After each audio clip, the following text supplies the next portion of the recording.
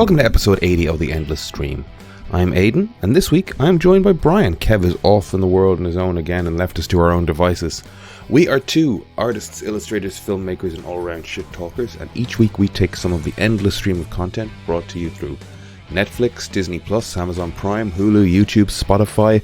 Wherever you get your content, we take a chunk of it, we watch it, and we talk about it. This week we've got a lot to talk about because we've got Marvel news, we've got She-Hulk, we've got House of the Dragons, we've got Lord of the Rings, we've got Community coming back, so there's a bunch of stuff that we'll be chit-chatting about. If you like what you hear, please consider subscribing to the podcast. If you're an Apple user, head over to iTunes, rate, review, subscribe. If you listen to us on Spotify, follow, subscribe. All of these things that you do on the various platforms help us out, so please do them and spread the word about the Endless Stream. If you have a minute, tell a friend to listen to the Endless Stream. You can also head over to Instagram at The Endless Cast, where we put up artwork and clips to go with each episode. And you can email us at theendlesscast@gmail.com. Instagram and email are a great place to suggest something for us to watch, or comment on something that we discussed, or just get in touch in any way you'd like. All of that being said, let's get into the episode. Welcome to episode 80 of The Endless Stream. We are once again the two of us. 80. Episode 80. Holy crap. Yeah. We're doing it. It's a lot. I saw somebody talking about like the statistics of like most podcasts never get past 20 episodes. So we're the outliers. Yay. Statistically, we're doing fucking great. Let's keep going. You should put the recordings on YouTube as well. Sometimes people like to listen to podcasts on YouTube. I was doing that from the beginning, but it became this additional uploading phase. I think there must have been easier ways. I was trying to incorporate the artwork that we did into the video file that went up, and that made it a whole separate edit and export function, whereas I think I can do this through Acast and it'll just grab our thumbnail and post an episode over. So I should probably do that. You should. I'll cut that because that's a little inside baseball. No, I mean, people like that stuff. People love that stuff. They live for it. Kevin seems to have had a fuck of a time getting to London. He got married again. He went to England to get married. That's what I heard. Have I misunderstood? Third wife, yeah. Third wife. It's weird that he's accumulating as many wives in as many different countries as he is. Fair play. Just hope Emer doesn't find out about any of them. She doesn't listen, so we're safe. Delayed flights. He goes at the airport at 6, didn't get into his plane until midnight, didn't get into London until 1 a.m. Then there were no taxis. The trains were on strike. Seems like a fucking nightmare. And then a wedding today at noon. He should have just stayed here and done the podcast. That'll teach him. Bad things happen to him when he doesn't do the podcast. Exactly. You better learn. It turns out there aren't an endless stream of flights available. Just the occasional Ryanair nightmare. You seem like you're going to say something. Any crack with you? Any news? Any news? No. See, I don't do anything. You know? I really just tried to get to the weekend this time. You made it. You got there. I made it. I did a bunch of sketches for Inktober, but we'll see if I get anywhere near it. Because it's like, I had a little flashback. I was going to the gym and I was thinking about the prep that I usually do for Inktober, and I had a little flashback to sitting on my couch doing prep drawings for, it was middle of October, and it's it was like a Sunday, and I know I have 31 drawings to do, and I'm doing some sketches just ahead of time to have them pre-roughed out so I can ink them on the days, do the whole Inktober thing. And we were watching an episode of Castle, and I had a half dozen sheets of paper around me, and my dad started having a seizure. And what followed then was a half-hour seizure and calling for the ambulance, and him getting pulled out of the house basically limp. And we rush into the hospital, and the doctors coming out and telling us that he was kind of unresponsive and they weren't sure what state he was in. They'd stabilized him. They the weirdest way. A doctor said something along the lines of I'm trying to remember how he phrased it. He says if this happens again, it might be more traumatic for him to try and revive him, in which case we'd need to intubate him and he'd be stuck in a machine and he might never come off it. And we were like, oh, okay, yeah, well, we wouldn't want that. That sounds horrible. And then a nurse walked in and went, the doctor says you're ready to sign a DNR. It's like, was that the conversation we were having?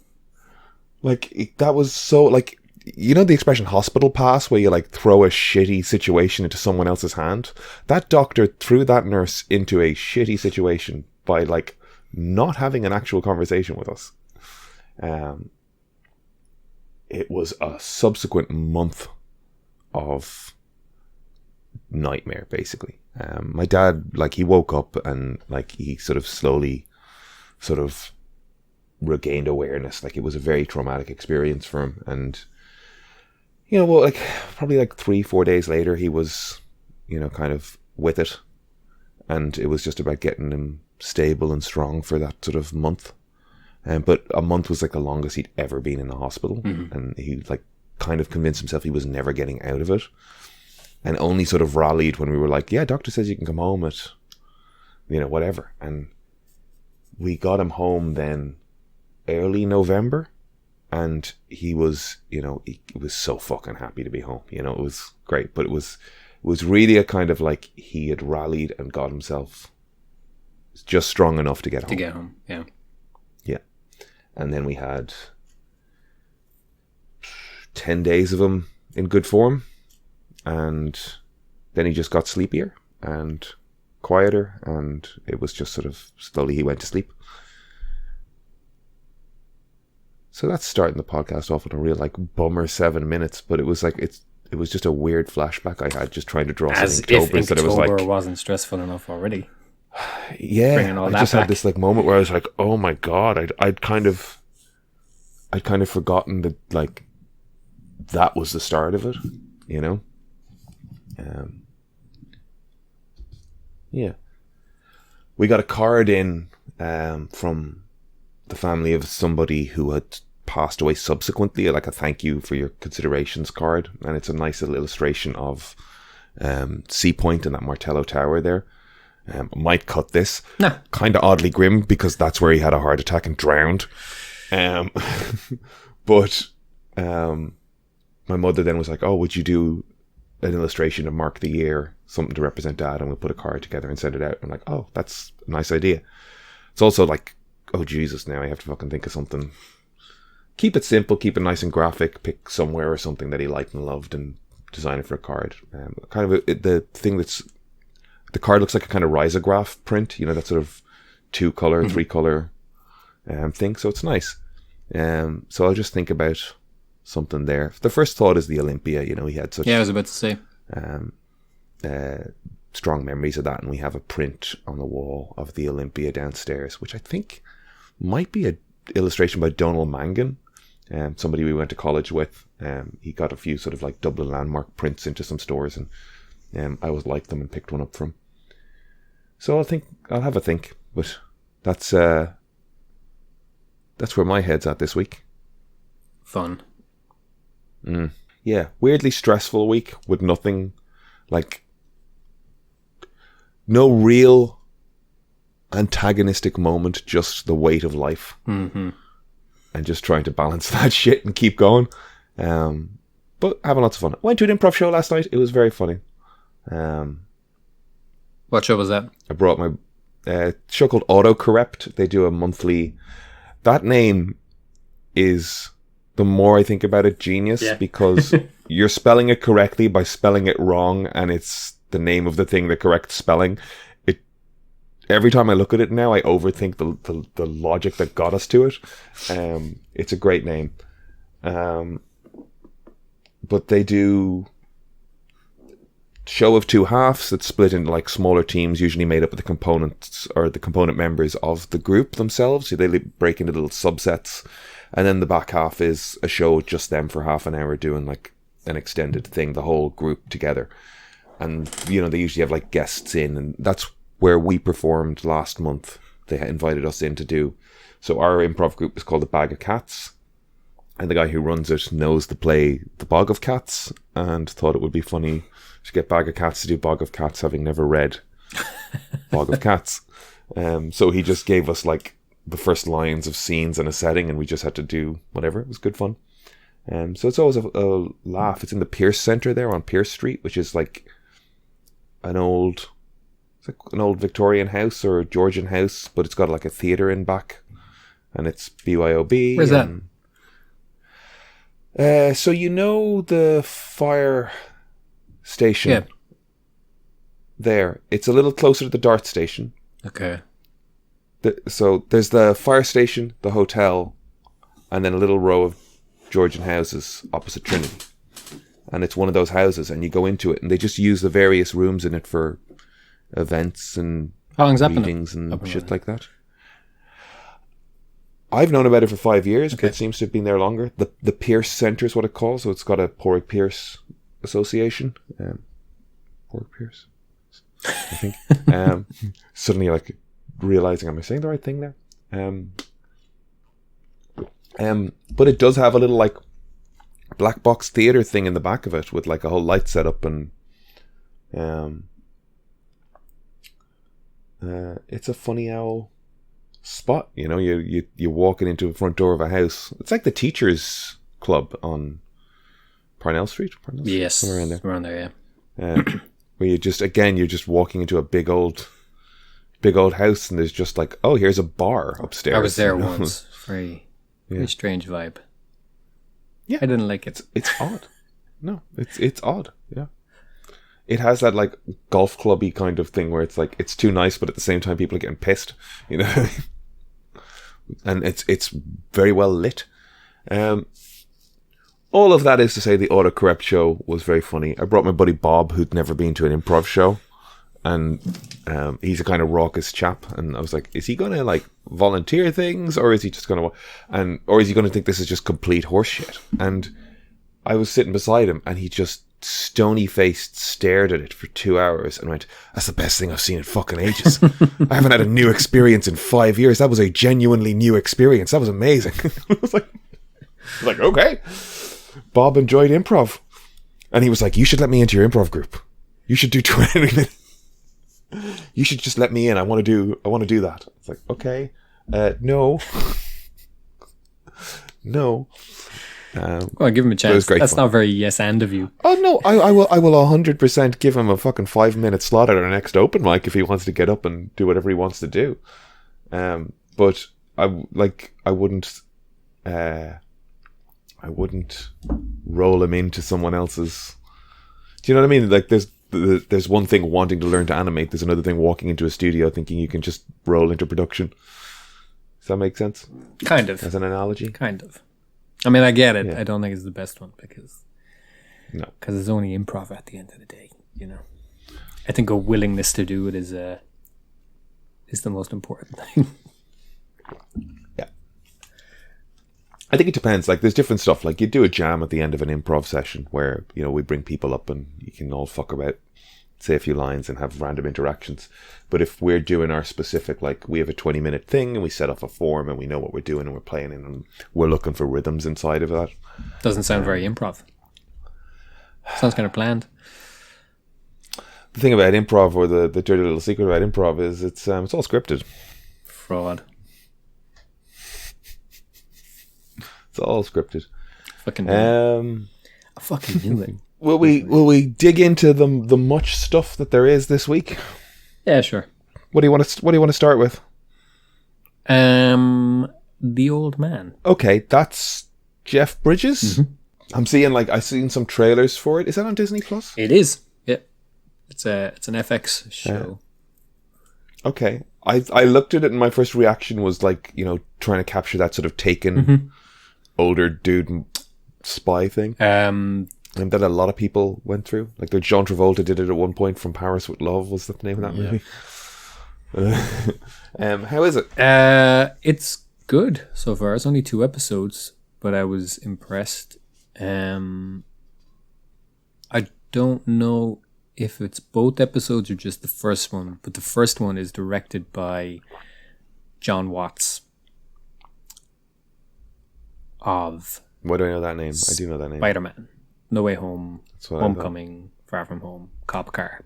Yeah. All that. And it shows, like, I was watching, it's like, this is this is good, you know? Like, there's an extended fight scene towards the end of the episode, and it's very good. I was very impressed with it, particularly because Bridges is doing kind of, John Wick type stuff. Obviously not with the same physicality as Reeves. As a Keanu. But he's also, how old is Bridges? Like, got to be 70 something. He's got to be 70. Yeah, and he is down on the ground, like, you know, using his coat jacket to try strangle the dude, and he's in it. He's in the shot. Like, it's not a stunt person. He's obviously got a stunt person for plenty of other shots, but that's what really kind of, you know, sold it for me, is that it's not exactly single take, but it's kind of shot in that style. And it's not that, like, the single take isn't the impressive kind of aspect of it. It's more that it's this kind of long, drawn out fight. An old guy up against a much younger kind of, like, he's a ex-CIA or something, and the guy he's up against is a young, you know, operative or whatever. And it's just this kind of long scene. Not long in the, like, it is drawn out, but it's not. It's tense. It's very effective. I was very impressed that's kind of what sold me on the show. I started watching the second episode, but I haven't watched it in full yet. I don't know if Watts directed that. I don't think he directed the entire season. He definitely only directed one, maybe the second episode. I know historically there's been a royalties or residual things around directing the pilot episodes of shows. That's why you get a Brian Singer directing the first episode of House and whatever. Like, the logic being that the person who directs the pilot sets the tone and style that everyone else has to follow. Therefore, they're entitled to residuals. So you'll get, like, big film directors directing the pilots of their produced television shows and stuff, because it behooves them. Yeah, and that's the thing as well. I don't know if the rest of the season, I don't think it'll be bad, whether it'll ever kind of reach the same level, because, you know, they spend more on the pilot as well. But I was impressed. Definitely worth checking out. We'll see where the rest of it goes. So does it have that sort of prestige format 6-8 episodes thing, or is it aiming for network 20 episodes? I'd imagine it's more the 6 to 10 episodes. Yeah, probably. Okay. Yeah, that's the impression I'm getting. Yeah, kind of quick story synopsis. He is former CIA. He's an old man now, obviously. And yeah, his past has come back to him, and it's kind of slowly revealed what that was. So he kind of he's been in hiding essentially for a long time. And now somebody wants him to deal with something in his past. So it's pretty standard setup, you know. But it was the execution of that first episode was quite good. So I liked it. John Lithgow's in it too. It's nice to see. I like Lithgow. I like Lithgow. Yeah, it's good to see him back. He was very good in Perry Mason. I haven't watched that yet, actually. You should. It's good. I liked it a lot. Did that get 2 seasons, or was it just one? Matt Reeves. Yeah. They were shooting the second one, I think. Was that guy's name, the Welshman? Yeah, Welsh guy, I think. Is it Matt? No, hang on. No, Matt Reeves is someone else. No, Matt Reeves is someone else. He's the guy from The Americans. Matt Reese. Of course it's Reese. He's Welsh. Yeah. Of course it is, isn't it? Oh, holy shit! Tatiana Maslany is in it. In which? Perry Mason. I didn't know who that person was when I watched Really? Perry Mason. I was just like, there's a person. I tried watching Orphan Black and I couldn't get into it. It was slightly as well at a phase where, like, I had to download every episode I wanted to watch of it, and it was too much hassle to download it when I wasn't into the first 3 episodes. I was like, I'm letting this go. Yeah. But by all accounts, people love that show, and she had people like bad stuff, though. She had a Yeah, but I think I'm also impressed by the workload on it. You know, playing that many different Sure. sort of versions of the Are character. they It's that good. different, or is it just lots of costumes? Like, people say that. I'm just like, I know. No. Do we have to take it away from her? I don't like. I don't like when when something doesn't seem authentic to me. It seems like that was like part of the marketing hype of the show, is that they're just like, oh look, she's playing all these different characters and they're all so distinct, and people just pick that up and parrot. Well, I didn't say it's distinct. Oh no, but Because that's what people say. I haven't watched it, but like, it is a job of work to play a bunch of different people and to play the effects of it, like the way that you're acting against nothing. Acting.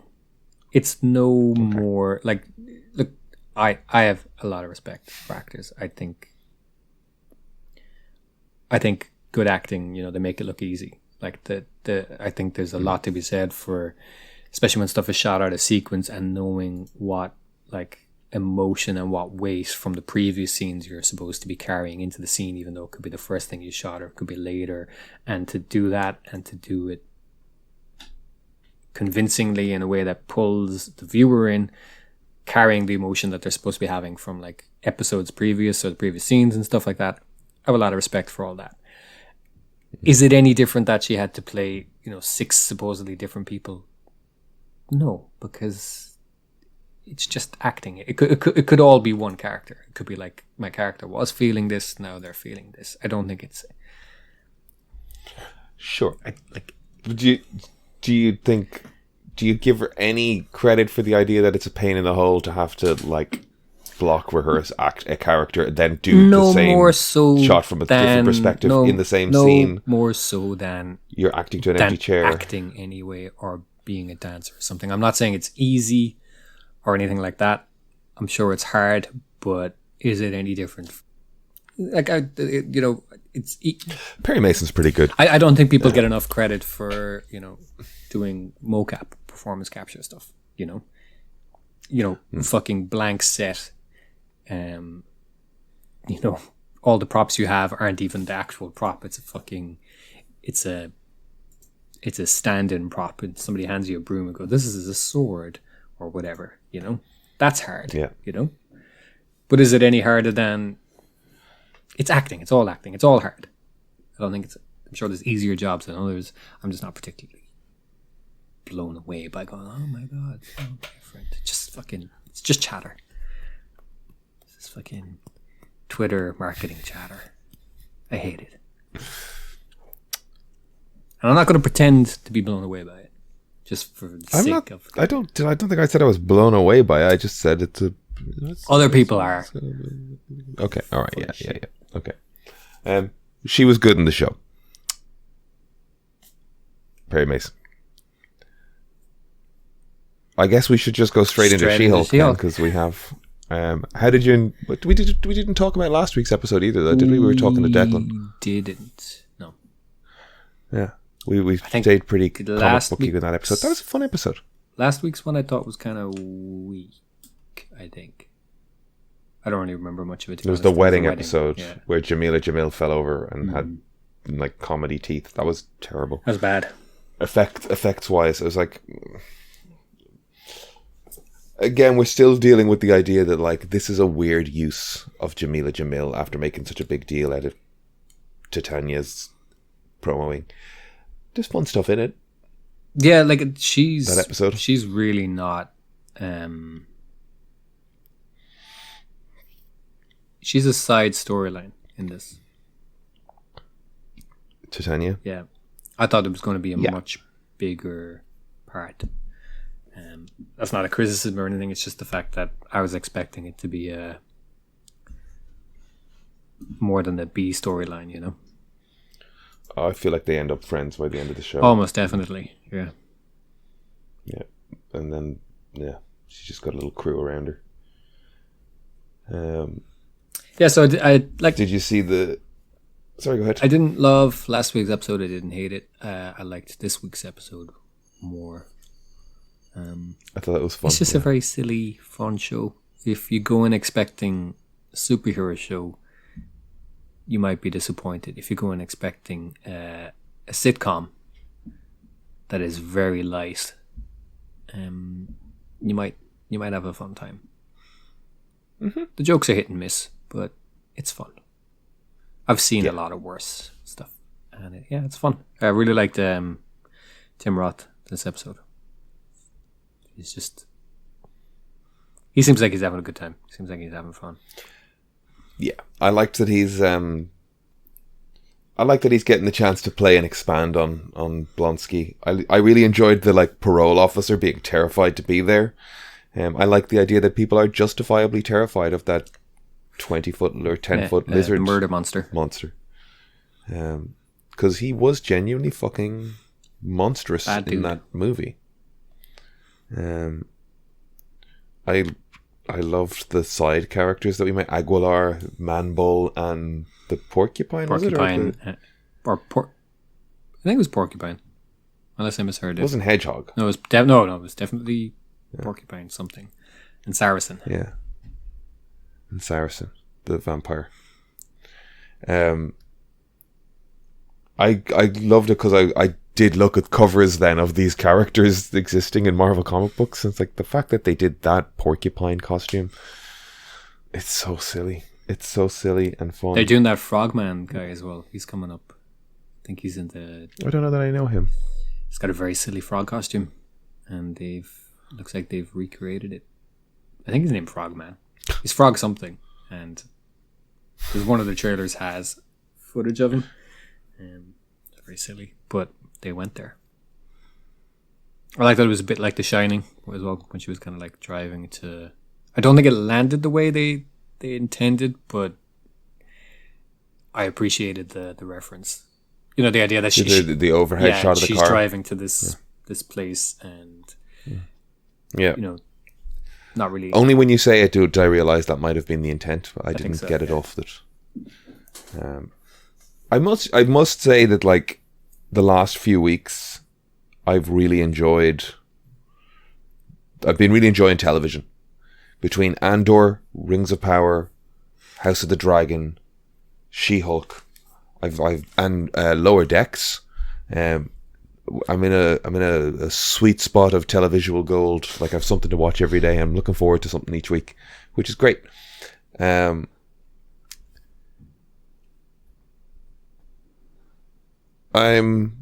think we knew that guy... Did we know that guy was up to no good? I think the minute he disappeared, we were like, okay. But... You lost your train of thought there. Kind of lost my train of thought because I'm just sort of wondering if it's even worth getting into the nitpick of so he got a blood sample off her while she slept? That seems to be what the text suggested, yeah. Okay. But how? Mm-hmm. Also, was that dude from the Wrecking Crew, is he still in on it? Or what's the story there? Yeah, that was a bit... I do think, whether he's still in on it or not, it is a bit of a kind of a plot hole for him to show up and say, hey, we were hired to steal your blood. Somebody's trying to steal your blood. And he doesn't mention it once in... You know, he apologizes for it, but he doesn't say, hey, you should know. But he didn't say we were to steal your blood. That's what I mean. He said we attacked you. Yeah. He should have said, I realized this was wrong. Us to, somebody's after your blood, and suddenly she can be a little bit aware of it. Yeah, they haven't given up, Yeah. Unless it's revealed that he's not remorseful, which would be a shame because, it was a nice group therapy session. Yeah. They gave her some good advice. They gave her some bad advice too. When they were groaning at the text she sent. No, send the text. Yeah, I did roll my eyes at that as well. I was like, that was fine. That's fine. Fuck was that? Be grown-ups. Yeah. If somebody responds that way after sending a text like that, then they're not worth your time. Yes. Yeah, it was a bit cliched for them to be, groaning at the sincere, nice message. 3 days, 4 days after you send a message, fuck off. That was not unreasonable. yeah, I don't know. That just felt like very sitcom-y, you know, overreaction. Broadly fun episode, though. It was. Yeah. I did like it. Only 2 episodes left, so I don't think it's going to be...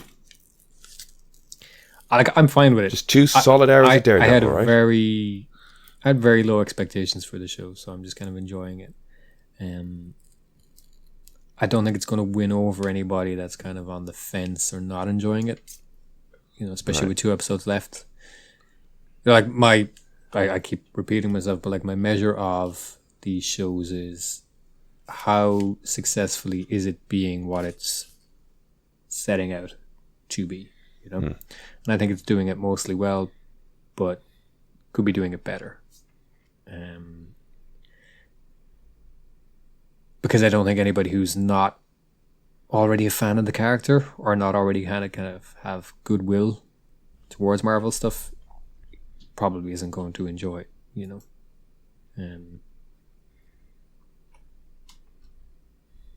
I don't think it's going to win any kind of new fans. Like, I think the only people who like it are going to be, like I said, the MCU fans who weren't, you know, the usual dorks who get angry about stuff. Just the people who just like it. Yeah. I just think it's just being fun.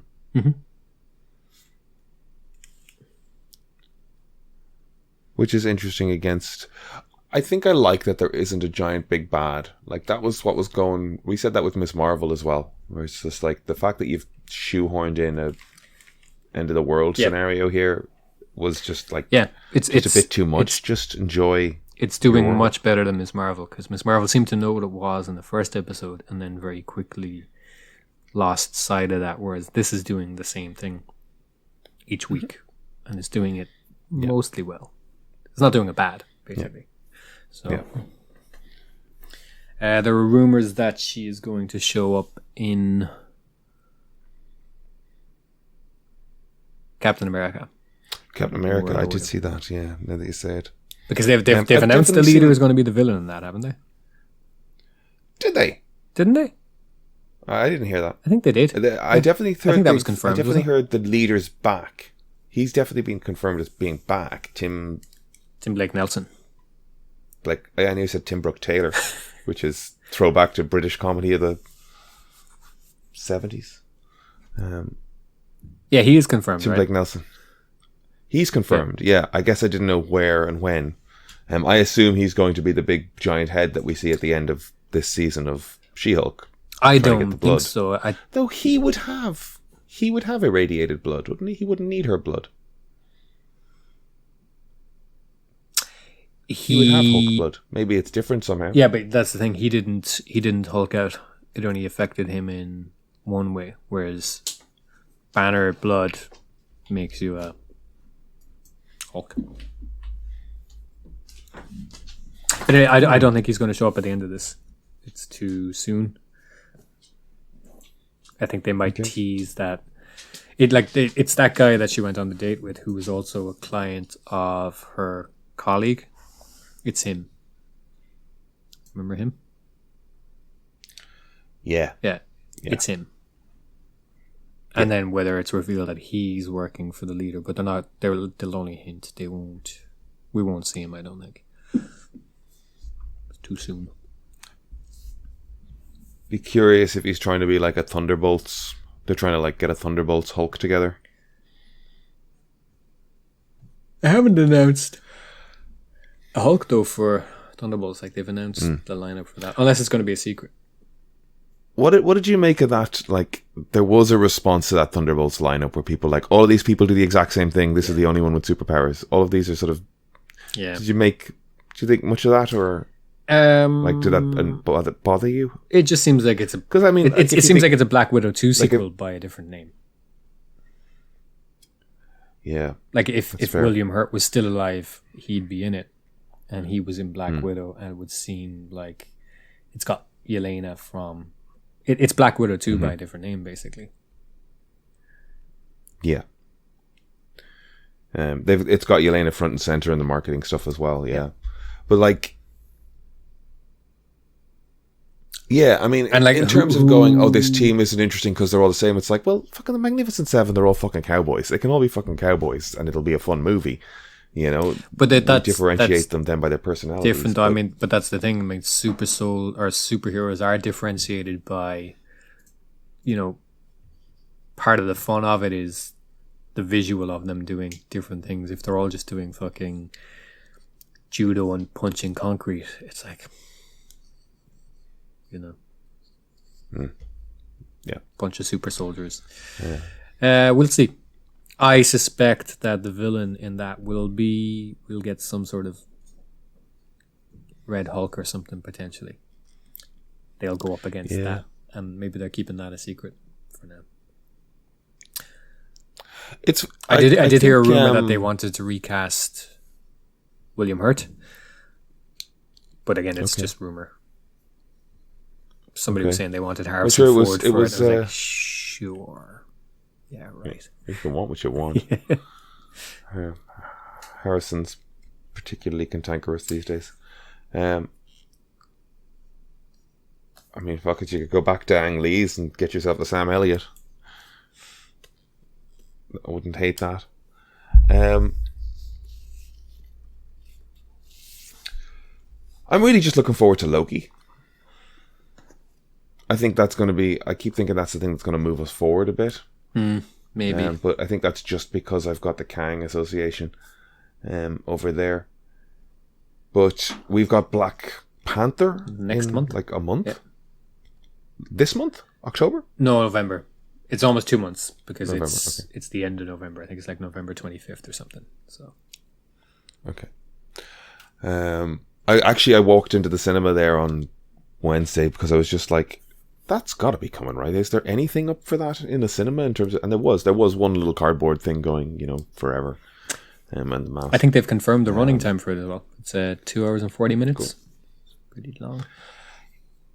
I saw somebody saying that the Blade movie was in trouble because the director either walked off or was fired, and that Mahershala was dissatisfied and the script was light at 90 pages. And the guy that said that was like, come on, that's not even an hour and 45. And I'm like, yeah, it's a page a minute in a film script.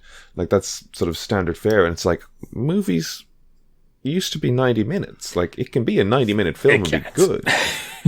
It can't? You can't have a good 90-minute film? No.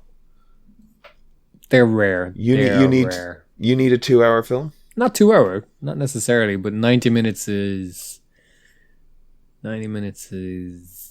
It's to the point. It's to the point, but it's harder to do a good 90-minute film. You'd have... Yeah, I do think of them as gold, you know? Yeah. Like, it is either... it's either non-stop, you know, and not necessarily action, just propelling forward in terms of story, or it's too little and too light, and it doesn't work. I used to have a handful of them that I had identified as like 90-minute gold. Like, the only thing I can remember is like Grosse Pointe Blank and... Is Grosse Pointe Blank only 90 minutes? Groundhog. I think so. No. And Groundhog Day. No. Couldn't be. Don't prove me wrong live. I'm going to have to. I'll be amazed if that is a... That's got to be more than 90 minutes. It has to be.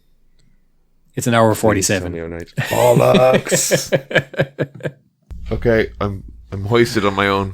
Even with 5 minutes credits, that's a minute, an hour 47. Yeah. All right, I'm gonna look up good 90-minute films. I'm not saying there's none. I'm just saying they're like I would even the first one that come up. I would agree it's a good film, but I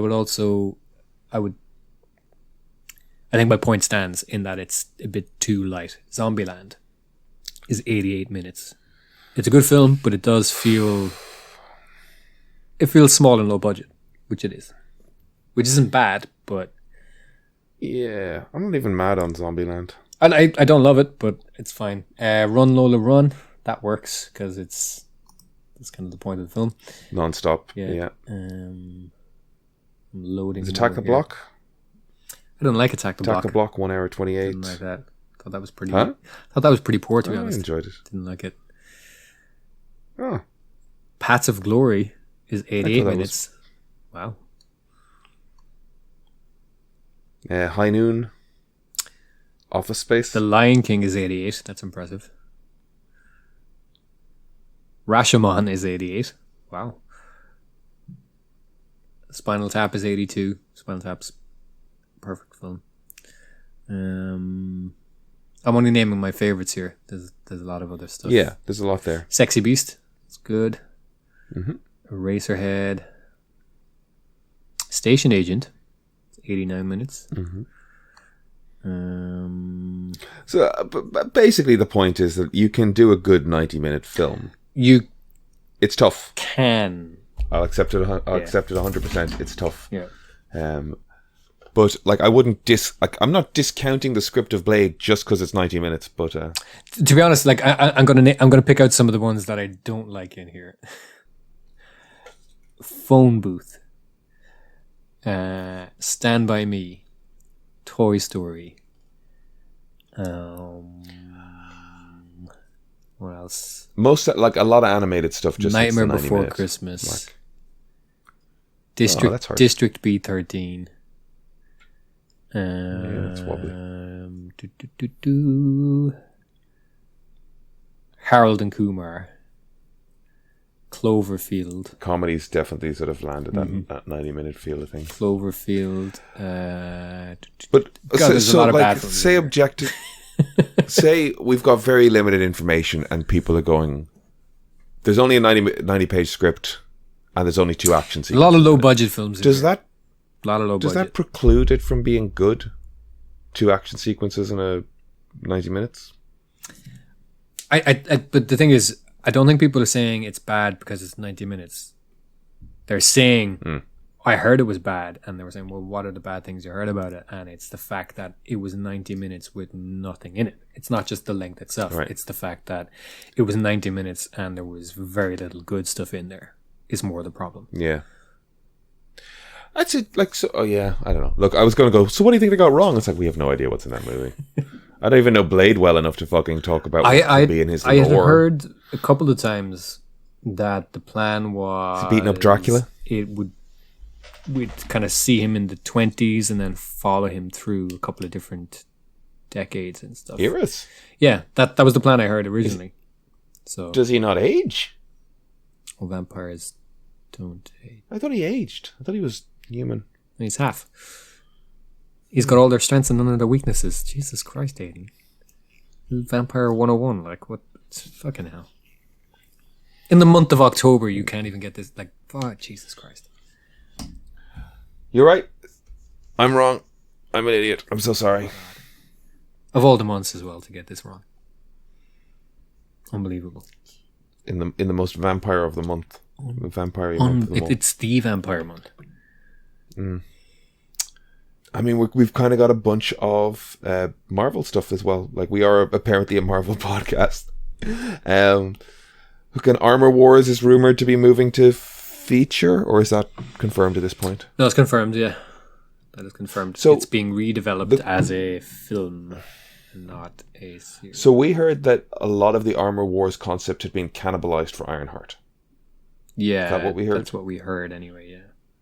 So, is it a good sign or a bad sign that they now feel that they've got so little to work with? They're like, let's just do one story rather than spring this out over 8 hours. Like, 8 episodes. It's like, have they gone, shit, let's just pick one thing rather than doing these 7? Or, like, is this good or bad? I don't think it's anything yet. I think it's more of just a reshuffling. Yeah. We've seen, we know.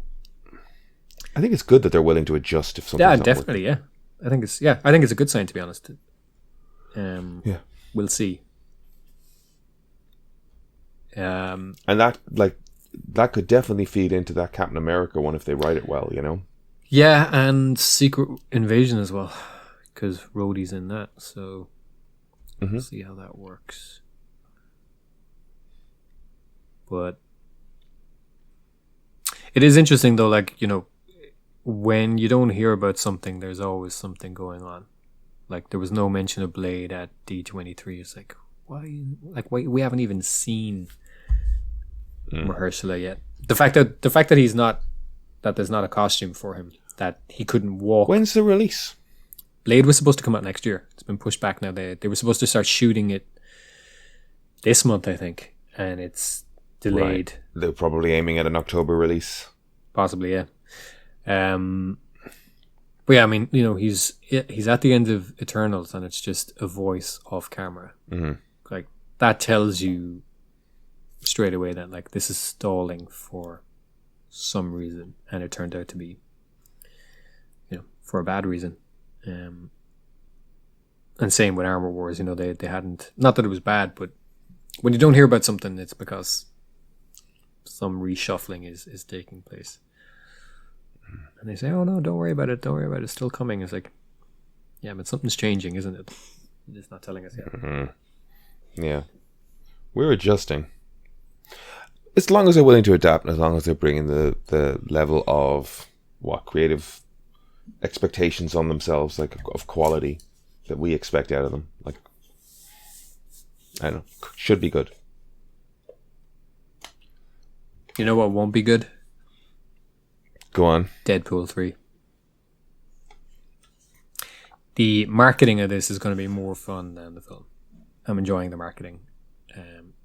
It's fun to see them goof around. And did you enjoy Deadpool 2? It's fine. I didn't. Fine. I enjoyed the Juggernaut bits, and Cable was fun, and Domino. Like, I liked all the elements. Mm-hmm. I'm not going back to watch it.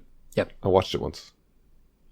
I think I did go back to watch it, actually. I think I went and saw, like, the Christmas re-release, where I think they did, like, an extended, and he was, like, telling the story like it was the Princess Bride. Oh, yeah. Where they tied up... fuck is his name again? Savage? Fred Savage? Yes. Yeah. Ben Savage is the brother from Boy Meets World. I don't know Fred Fred Savage. is the one from the Wonder Years. I only know Fred.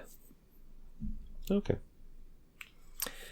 Deadpool 3, directed by Sean Levy.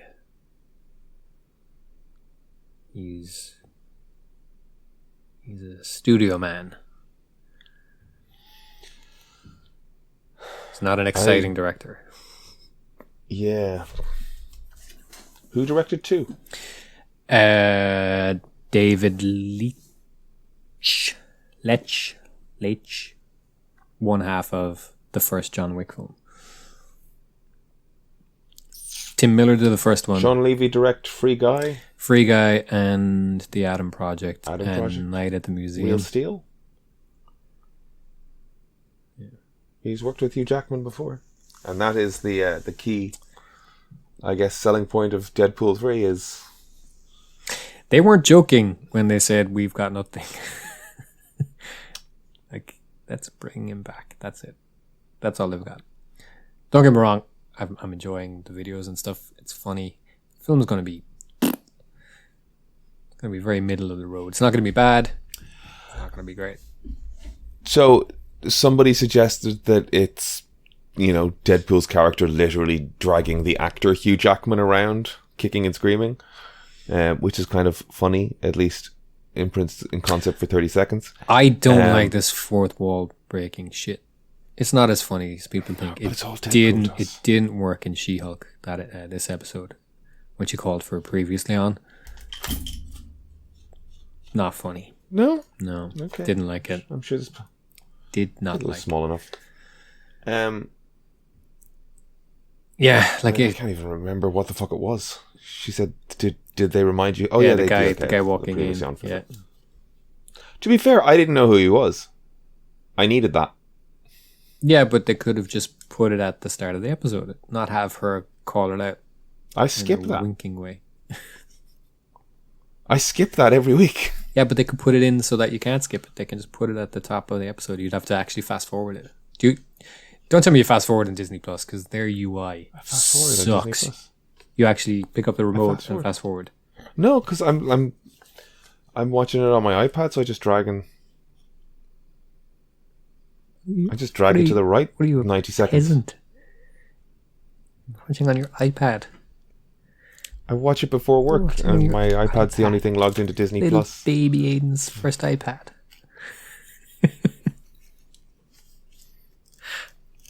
I like my iPad. I watch stuff on my iPad. I'm fucking joking.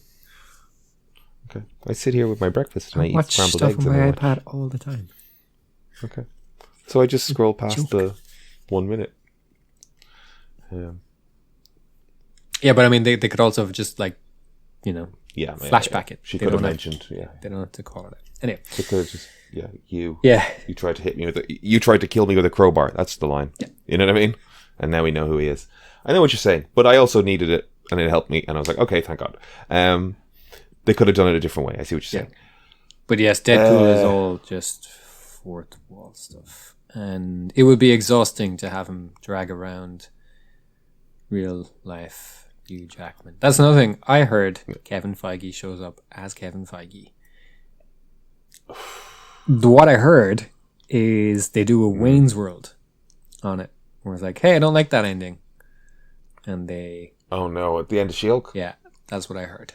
Okay. Maybe they'll revise it because... Look, I'll end up laughing. I'll end up enjoying it. See, I love it in Wayne's World. It's fine in Wayne's World. It works. But they've definitely called out... You know what the fucking thing is as well, right? There's an audience of people watching this show that will never have seen Wayne's World. That's a movie from 1990. Nobody's fucking seen that. I love Wayne's World. Wayne's World is one of my top 5 films. Definitely. There's people that are 22 years old now that have never seen Wayne's World. It's an hour 34. So close, Aidan. So close. And credits count in Wayne's World because there's an after credit scene. So it's like, what, you're still here? The movie's over. I don't know that I've ever seen that. That's great. He's like, yeah.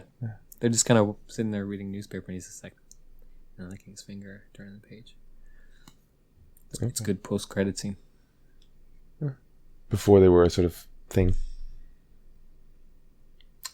I love that film.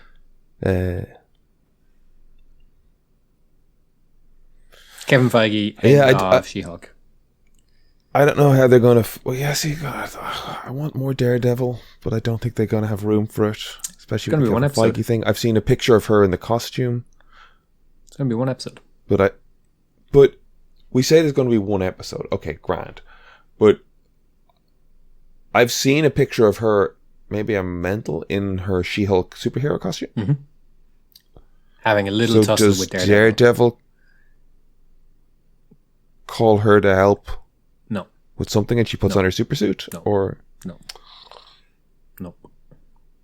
I think Daredevil is representing Frogman or something like that, possibly. Okay, we're back on She-Hulk when we were wandering off into Blade and Deadpool territory. Deadpool, fourth wall breaking.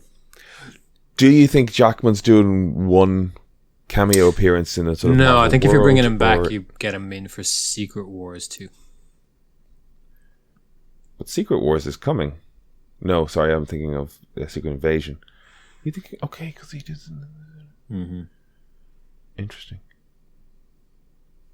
Because he's a mutant that's been around for 100 years. 110 years more at this point. 130 years. The 1890s, wasn't it? And they've established that they think he dies... Well, they said, he dies in 2029 in Logan. Oh yeah, this is a variant. Yeah. Yeah. There's no... Yeah, but they're bringing him back, I'd imagine, for a Secret But Wars. it's not a Krasinski Reed Richards scenario where we just we've given you what you wanted for cameo. Yeah, it's not a cameo. Yeah, no, it's going to... He's in the MCU now. Well, you see, here's the thing: Old Man Logan, and that's what they're kind of bouncing off. The Old Man Logan storyline introduced an alternate dimension Logan to 616 world. Like his universe imploded upon itself, and for some fucking, I don't know, Franklin Richards Deus Ex Machina, he woke up in Times Square, and he was in a world where Logan and X-23 and everybody was, but he was this variant in this world, and he had to sort of adapt and whatever. So they could very well just have Old Man Logan and cast a new Wolverine as well for the X-Men. Yeah. Yes. Okay.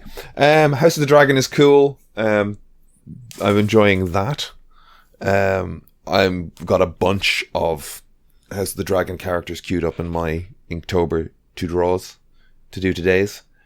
I ended up really liking that cast. Yeah. So age jumping us was a bit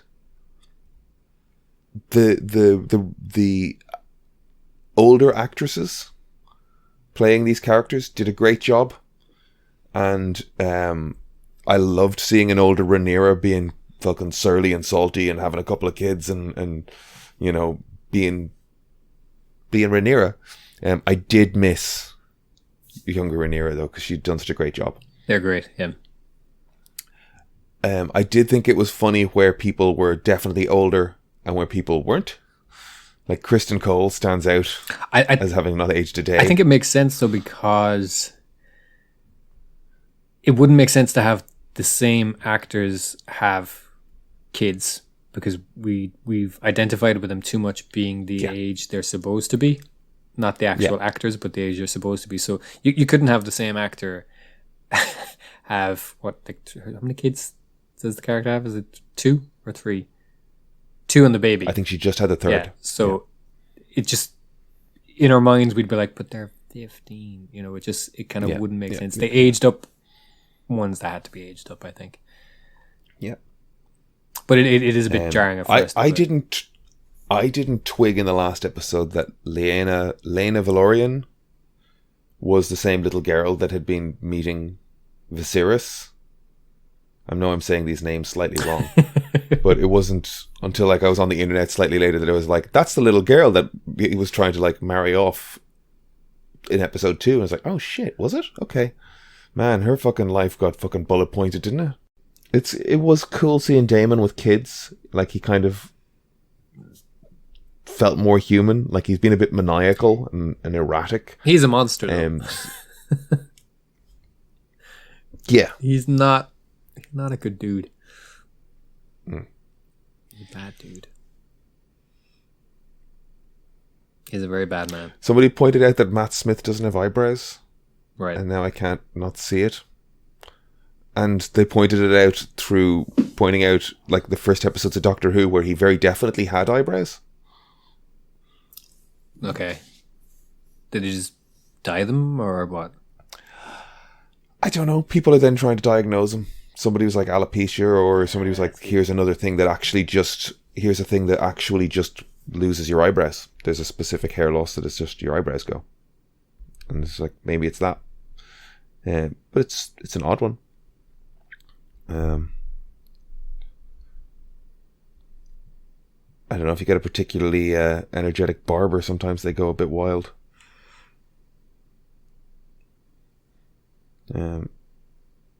But he does look odd now that you notice they're kind of gone. I mean, I think he's kind of an odd looking guy. Yeah, but I like him a lot. Not bad looking, just, he's a very distinct looking person anyway. Yes. I am liking the show, but I'm not particularly caught up in it, I'm watching it kind of this is good television, but I don't know that I'm I think we're in danger once we start doing big age jumps and killing people rapidly of not having anything to anchor us to it. And I've heard people talk about it as this arc for this family is just tragedy, so nothing good of this comes for anybody, or nothing good comes for anybody in this. Sentences are hard, which is a bit of a bummer, knowing that's kind of what you're walking into, because again, they'd make likable characters. Paddy Considine's character is likable, or if not likable, you feel for what he's trying to do, and the suffering, I don't know what he caught somewhere along the lines, but his body is. Somebody posted to show me my grandchild, and it was the Crypt Keeper. He's looking rough now, I mean, your bits of his body is just rotting off. It's not cool. We've also kind of been introduced to who I'm assuming is going to be a bit of a villain going forward. The little finger kind of chap. Yeah. Again, very grim character. Yeah. That show's very good. And the thing is, I'm enjoying the Rings of Power as well, but it's so... It's a different type of fantasy, though. It is a different type of fantasy. It's so ethereally it's more kind of mythic, wondrous. And it's kind of like you're watching something from mythology play out as opposed to something that's based on medieval history. Yeah. You know, one's inspired by medieval history and one's inspired by folklore and mythology and you know, kind of Norse mythology and Celtic mythology and stuff like that. So they're very different types of fantasy. I liked the latest episode of the Rings of Power. Like, I was enjoying it anyway, but I thought that was just a spectacular kind of ending, and it's this, you know, significant moment from kind of lore as well. It's kind of cool to see. That's Mount Doom kicking off, right? Yeah. It's getting volcanic. Yeah. Okay, yeah. So that whole area now becomes Mordor, essentially. You know, the skies are going to be black. The orcs will be able to kind of exist there and stuff. Yeah, that was cool. It was, you know, it's cool to see the good guys lose like that kind of scale. When it's done right, when it's done well. Some great imagery. We didn't see any of the Harfoots or the Stranger this week. Nope. Do we think we're going to spend a chunk more time with them next week? Yes. And the dwarves. Is it eight? Is it 8 episodes? I think it's just 8 this season. Sure. So I think next episode will be dwarf and Harfoot heavy. We might not see what happened to Galadriel and the people from Numenor again until episode 8. They might leave us kind of hanging with that, you know, apocalyptic imagery. Yeah. Obviously, a bunch of them are still alive because they have to be. That Halbrand tripping that horse was so well executed that they felt the need to give us a wide shot of 5 seconds of that horse standing up and being all right. I was thinking the exact same thing. I was just like, horses can do stunts too. It's like, it's obviously a lot of sound effects. I was like, the horse is fine. They didn't really do that to a horse. This was a very diagrammatic, locked off shot of a horse standing up in good stead. Horse is fine. Horse is fine. All 4 legs. It's good. Look at it. It's shiny. It's grand. A stunt. Yeah. Do you think your man looks a bit Viggo Mortensen-y? Mortensen-y?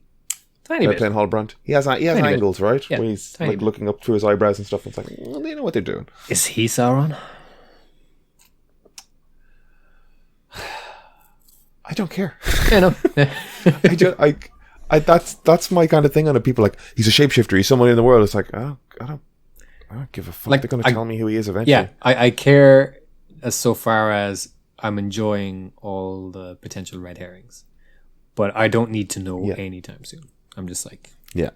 Every time I see an image of like, look at the chainmail on this guy's arm, it's the same as on. It's like, fuck off. Who gives a shit? There's only so many ways to make armor, and they've got to armor 1,500 people in these fucking shows. Yeah, you know, like, it's fucking fine. Let's see how we get on. I do like just, you know, introducing that Adar character just for the purpose of kind of like expanding. Like, they're taking a bit of liberty, but I think it's good. You know. I did like that sort of like the Uruk, you know, and you can see it as like a root word towards orc. Mm-hmm. And it's like, oh, this is kind of cool. Yeah. And I do see him as being vaguely like fucked up elf kind of orcish with this pallor. I can see this. This is kind of cool. Yeah. Yeah, very different shows, but I'm enjoying them both. I'm maybe enjoying Lord of the Rings more simply because it's just a bit of a kick as well to see, like I said, something kind of very mythological, to see that much money get spent on fleshing out lore, It's good. Okay, I'm the other way. I'm definitely enjoying House of the Dragon more, but I'm also happy with some of the nicer world in Lord of the Rings. Some just a little more polished, a little less visceral in places. Like that guy's tongue getting cut off was rough. I was trying to decide whether or not to post. I was scrolling through like folders of images and stuff, and I found that drawing I think Kev did of me getting head fucked by a pumpkin for pumpkin spice season. Do you remember that? I had forgotten it. I had happily forgotten it. So aggressive. I think I'll throw it into an Instagram story. I think you'd get your account locked, yeah.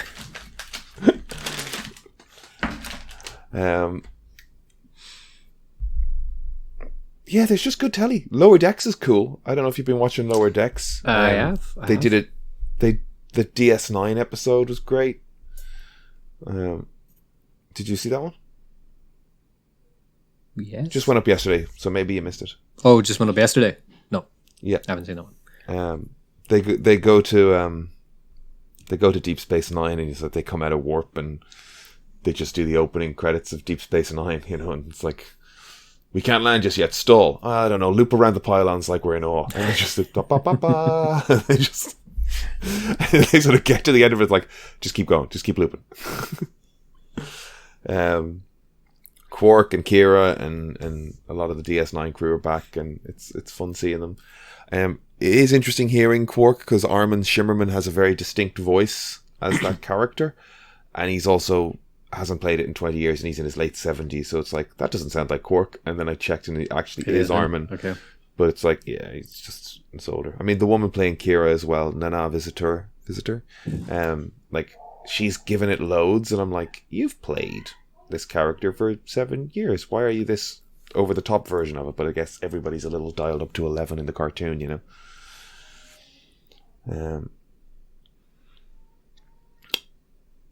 Cool to see that world. I enjoy it. And then Andor, episode 4. You said you didn't connect to it? I tried watching it twice last week, and I could not get into it. But that's not to say that I've given up on trying to watch it. I was just... I didn't tune in. It might be a case of just waiting until you've got the whole season for that one, because it's doing especially in those 3 episodes, all we're learning about is this character who gets on the wrong side of the Empire by doing some petty crime shit, and it's just small larcenary, thievy, this guy trying not to get caught kind of stuff. It's not a big arc. Now we're starting in this new, most recent episode to get a sense of like, here is Stellan Skarsgård's plan, and that's why he needs a thief who can fly and whatever the hell else, and we're starting to get a narrative. But I very much like the way they're playing. This could just be a sci-fi movie, and you could take the word Star Wars off it. And so far that's what I am liking about it, is that like that corporate security force. There's some lovely stuff as well, capturing that Star Wars vibe, but also being alien-y sci-fi kind of like Logan's Runny kind of vibes, where they're like, there's costumes, corporate settings, council meetings, English dudes with haircuts from the 70s with like regional English dialect accents. It's like, this does remind me of sci-fi I watched growing up, which is kind of cool. But it's Star Warsy without somebody having to go, I have a bad feeling about this. And it's like, okay, yeah, great, we're in the world. I can get behind that. And that's that's the stuff that started to drive me nuts even once the prequels began. I was like, I have a bad feeling about this. Was something one person said once in context? Why is it a thing that needs to get said in every movie now? It's just fan service, and yeah. and it's Why do you feel you need to keep nudge nudge winking us? You know, Anakin, I swear you'll be the death of me. We didn't need that. You know, like once they started making prequel content, I was like, can we please stop doing this and just let each thing stand on its own, and we'll like each thing better for it. Like, that was 1999, right? Phantom Menace. I was 14 and I was like, this is not the way to go.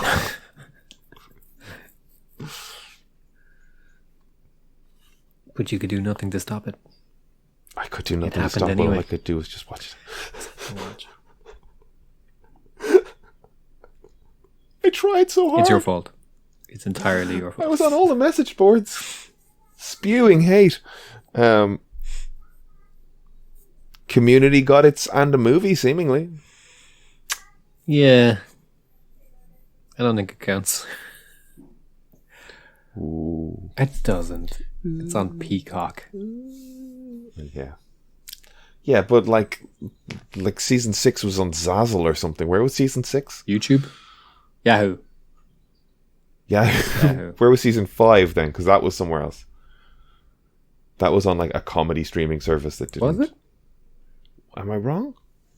Maybe I'm just mixing it up with a comedy streaming service that got cancelled. Yeah. Maybe it was Yahoo and then back to... I can't remember. Yahoo definitely picked it up at some point for something. Peacock. We really are struggling for content, aren't we?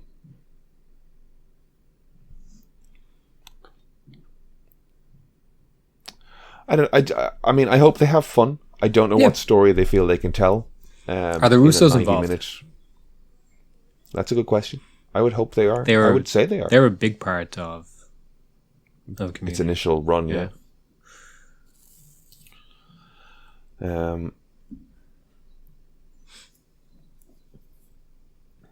I was even thinking it's strange that, like, it's one thing that they're not coming back for Secret Wars, but it's odd that you don't have like Marcus and McCreely kind of involved, because when you consider the job they did, like pulling that many different characters together, who's doing that for Secret Wars? But do you as a creative person lock yourself into the world that's working for you, or do you want to expand at a certain point? They must have spent a decade making Marvel content, right? Having had that success, do they not feel to... They can do both. Do you... Just do one, I guess. I can understand why people would just go, do you know what, I've made so much stuff over here. This is servicing other people's worlds and characters. Now I want to do my own think thing. Given the success that Endgame was, right? Not just, critically well received, massive box office, and just impressive the way it juggled that many characters from different films and whatever. I would say, even if those guys want to take a break, you say, we're doing this again in 5 or 6 years. It was in safe hands there. Give them whatever they want, rather than saying, we'll wing it. It's such a massive undertaking. The fact that they had 2 people who did it well. Do they have somebody else lined up? Because I would think you would just keep them involved in some capacity. Yeah. It is that sort of institutional know-how, or is that the word I'm looking for? The institutional. Especially that's the way studios tend to work anyway. It's like whatever works. Generational know-how. Like if you've got somebody in there that knows how to run a system, why cycle them out and bring people in that have to learn it from scratch?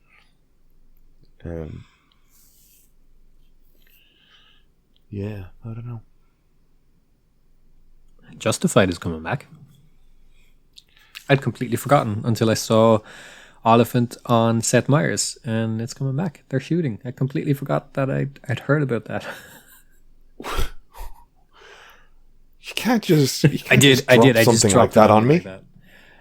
I just did it. Excuse me? Yes. Will he be wearing that terrible hat that he was wearing at the end of the? Sure. Let's I put it on see. and I found it fit.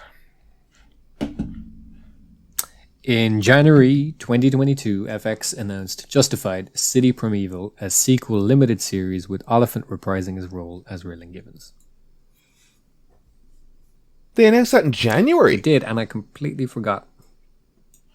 How did I miss that? I don't think you did. I think we talked about it, to be honest. I'm sure we can verify that. Flashback to reality. Up there goes gravity. Okay, cool. I mean, is Walton Goggins back? I hope not. Why not? And because I feel like, and maybe I'm wrong here. I think if he's back, character was. I think if he's back, he's still in prison, and he'll go see him for some reason. I don't think he'll be back as a. Okay. Yeah. Boyd was a fun character in the pilot and even first season Fire in the Hole, isn't that what it was called? And that's the book. And then and then I feel like this is what happened. They went, holy crap, Walton Goggins is amazing. Let's keep him around. How do we keep him around? Boyd's a fun character. And then they spent 6 seasons going, now he's a preacher, now he's a assistant to Raylan, now he's a crime boss, now he's Ava's actual husband. Ava hates him. Ava killed a brother. He's tried to sexually assault her. He's tried to murder her. Now they're together. Like, those two characters in and around Raylan, I don't ever think they really had a clear goal of what to do with them. And then they tried so many things with both of them that I was just, by the end of it, I was just like, let's just get rid of these two characters because they're a mess. I was done with Ava and I was done with Raylan because their journeys with Raylan were mental.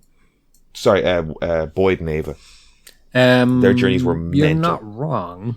There's definitely a bit of TV going on where they're just like, how do we keep stuff around? But Joelle Carter wanted something to do in season 4, so they wrote her something else to do, and it's like, this is crap.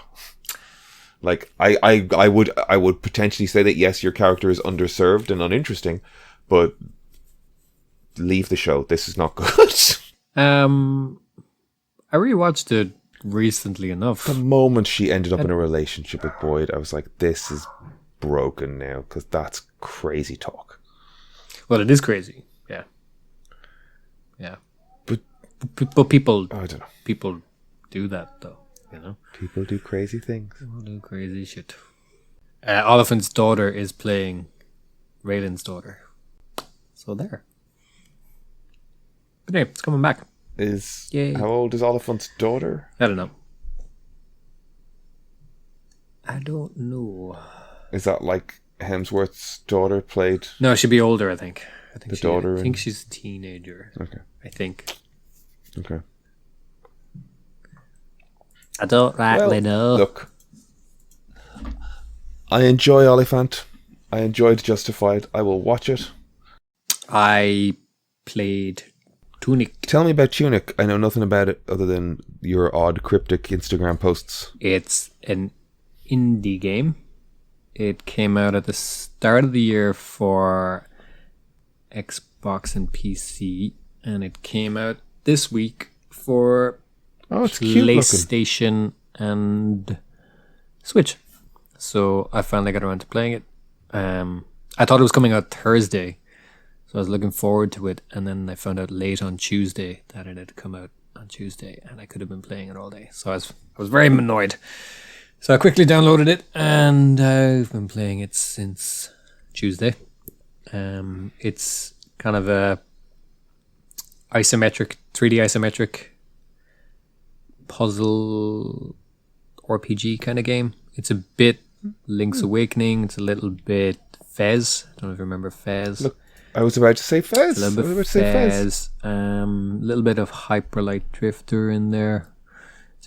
Cool. Bit Dark Souls in the sense that, I mean, Dark Souls was very much kind of inspired by older gaming conventions anyway. Yep, you play as this cute little fox, kind of dressed like Link from Zelda. He's got a sword and a shield.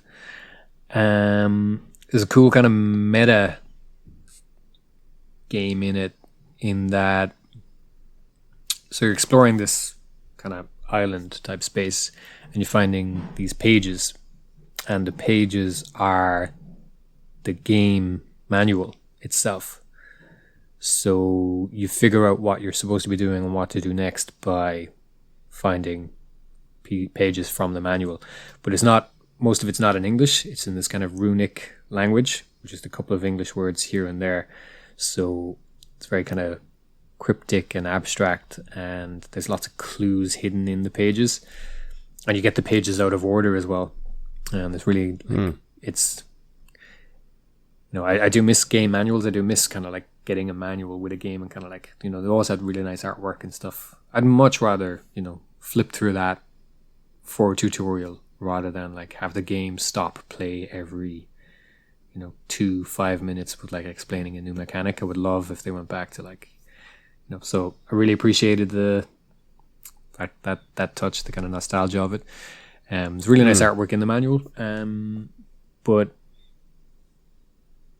when you kind of pause the game to bring up those manual pages, it kind of zooms out from the screen you're currently playing, and it kind of looks like the game looks like it's being played like on a CRT. So the idea is that, you know, you're pausing the game to pick up this manual, and it feels like there's some handwritten notes in the margins here and there, so it feels like you've discovered this lost classic that you never got to play, and you're now playing it, and you're reading somebody else's notes that they made for like solving puzzles and stuff. And it's just, it's the type of game that, like, when I miss playing games, it's the type of game I want to play. You know, when I'm like, oh god, I haven't played something in a while, I want to play something that feels like something.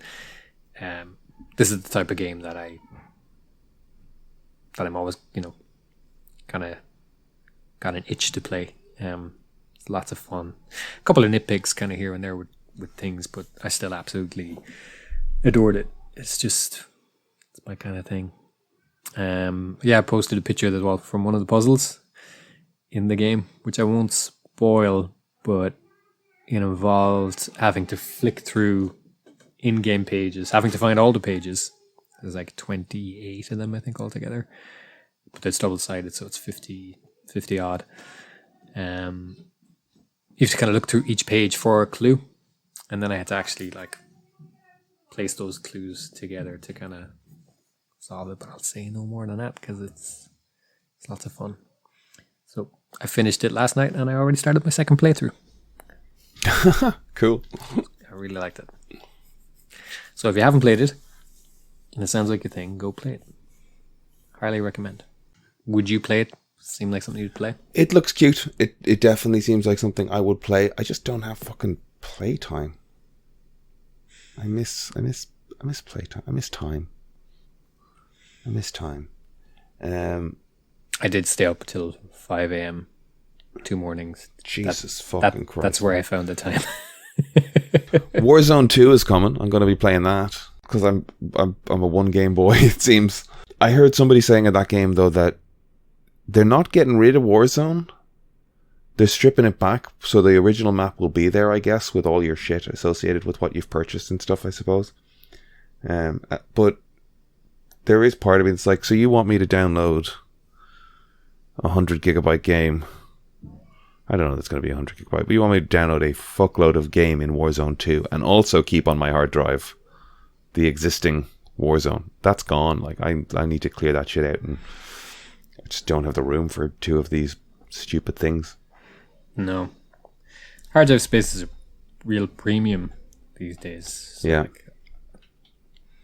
It's one of the things I need to expand the PS5 hard drive, but SSDs are so expensive. Yeah. It's almost the price of another console. Yeah. I'm trying to do a bit of